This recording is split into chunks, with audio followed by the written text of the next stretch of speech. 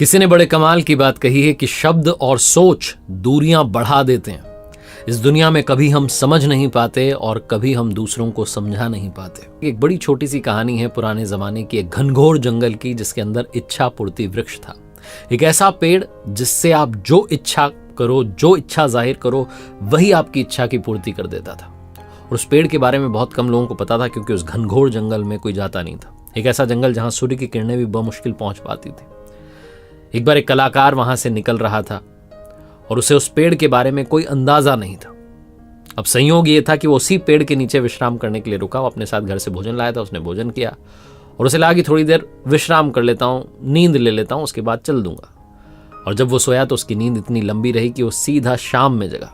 तब तक आसपास अंधेरा हो चुका था। उसे लगा कि अब तो मुझे यहीं रात बितानी होगी, इसके अलावा मेरे पास में चारा नहीं है। और अब उसे फिर से भूख लगने लगी थी, तो उसके मन में इच्छा आई। उसने इच्छा जाहिर की कि कहीं से पकवान मिल जाते, भरपेट भोजन मिल जाता। कमाल की बात यह हुई कि उसके सामने पकवानों से भरी हुई थाली आ गई। उसे बहुत भूख लग रही थी, इसलिए उसने ज्यादा सोचा नहीं, चुपचाप खाने लग गया और भरपेट उसने भोजन का आनंद लिया। एक से बढ़कर एक पकवान थे। जब उसने भोजन कर लिया तो उसके मन में एक और इच्छा आई कि कहीं से कुछ पीने को मिल जाता। उसके सामने शरबत के 2 बड़े बड़े ग्लास आ गए। वो बहुत खुश हुआ, उसने शरबत भी पी ली। उसने ये भी नहीं सोचा कि सब आ कहां से रहा है। उसके मन में एक और इच्छा आई कि जब इतना सब कुछ हो ही रहा है तो कहीं से एक तकिया आ जाता, सिरहाने लगा लेता। ऐसे पेड़ के यहाँ आराम करने में दिक्कत आ रही है।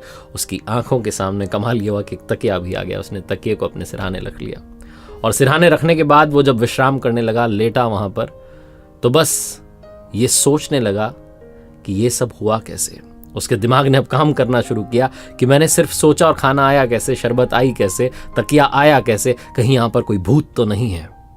बस उसके मन में कि इच्छा है कि बात आई और सच में वहां भूत आ गया। जैसे ही उसने भूत को देखा तो उसके मन में पहला विचार यही आया कि कहीं भूत मुझे खा ना जाए, क्योंकि इसीलिए इसने मुझ तक शरबत पहुंचाई, खाना पहुंचाया, पकवान पहुंचाया, तकिया पहुंचाया। बस उसने सोचा और भूत ने उसे खा लिया, क्योंकि वो इच्छा पूर्ति वृक्ष था। जो सोचो वैसा ही वहां पर होने लगता था। ये कहानी उस कलाकार की, उस इच्छा पूर्ति वृक्ष की, उस जंगल की नहीं, आपकी और हमारी है। हमारा दिमाग इस दुनिया का सबसे बड़ा इच्छा पूर्ति वृक्ष है। लेकिन कमाल की बात यह है कि हम हमेशा नकारात्मक सोचते हैं और वैसा ही घटने लगता है। बारिश हो रही होती है तो हम ये सोचते हैं कहीं बीमार ना पड़ जाएं, और फिर बीमार पड़ जाते हैं। जब हमारा व्यापार शुरू करते हैं, बिजनेस शुरू करते हैं, तो मन में एक थॉट आता है कि घाटा ना हो जाए, घाटा भी होने लग जाता है।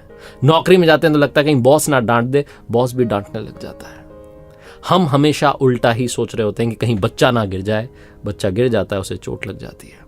जीवन में जैसा सोचेंगे, ये इच्छा पूर्ति वृक्ष, जो कि इच्छा पूर्ति मस्तिष्क है, ये अवचेतन मन उन्हीं सारी चीजों को पूरा करने में जुट जाएगा। इसकी सारी शक्ति आपकी उस सोच को जागृत करने में, उसको साकार करने में जुट जाएगी। इसीलिए छोटी सी कहानी का सार ये कहता है कि जैसा सोचोगे वैसा पाओगे। इसलिए सोचना पॉजिटिविटी के साथ शुरू कीजिए, वरना जीवन में आपका इच्छा पूर्ति वृक्ष भी एक भूत को लेकर आएगा और भूत आपको खा जाएगा। इस बात का ख्याल रखिए। कर दिखाओ कुछ ऐसा कि दुनिया करना चाहे आपके जैसा।